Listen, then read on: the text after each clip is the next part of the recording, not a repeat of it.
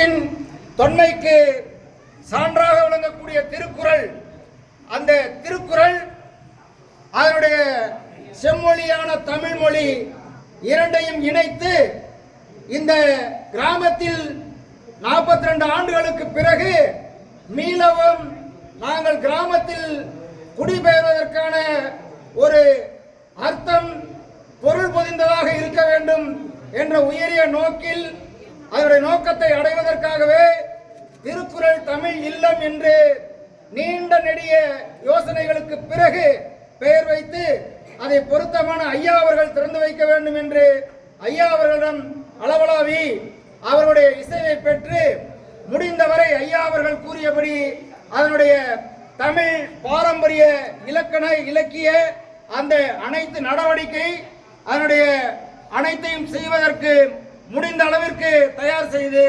அவர்களை இந்த இல்லத்திலே திறந்து வைப்பதற்காக இப்போது இங்கே குழுமியிருக்கின்ற அனைவரையும் ஐயா அவர்கள் பெரும் உவகையோடு பேரன்போடு இந்த திருக்குறள் தமிழ் இல்லத்தை திறந்து வைப்பார்கள். அனைவருடைய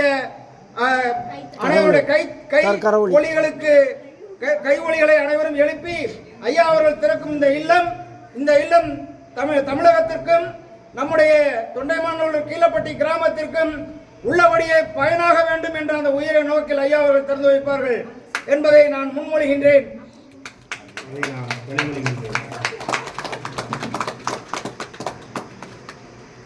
அல்லும் பகலும் என் ஆவி கலந்து நித்தே சொல்லில் விளையாட சொல்லி தரும் தமிழே அகர முதல எழுத்தெல்லாம் ஆதி பகவன் முதற்றே உலகு. அன்பிற்கும் பாராட்டுதலுக்கும் உரிய தொண்டைமாநல்லூரை அடுத்த கீழப்பட்டியிலே பெருமைக்குரிய தோமா சபவாக்கியம் புட்பம் அவர்களுடைய நினைவிலே நம்முடைய அருமை தம்பி செல்வேந்திரன் தன்னுடைய ஈடு எடுப்பில்லாத உழைப்பினால் உயர்ந்த உள்ளத்தால் உணர்வால் பொது உடைமை சிந்தனையால் எல்லோரையும் மகிழ வைக்க வேண்டும் என்கிற அடிப்படையிலே இன்றைக்கு திருக்குறள் தமிழ் இல்லம் என்கிற இல்லத்தை இன்றைக்கு அவராக பயிற்சி செய்து ஆக்கி வைத்திருக்கார்கள். அப்படிப்பட்ட இல்லத்தை உங்களுடைய அன்பு வாழ்த்து விளக்கத்திற்கு இடையிலே நான் இந்த இல்லத்தை இப்பொழுது திறந்து வைக்கின்றேன்.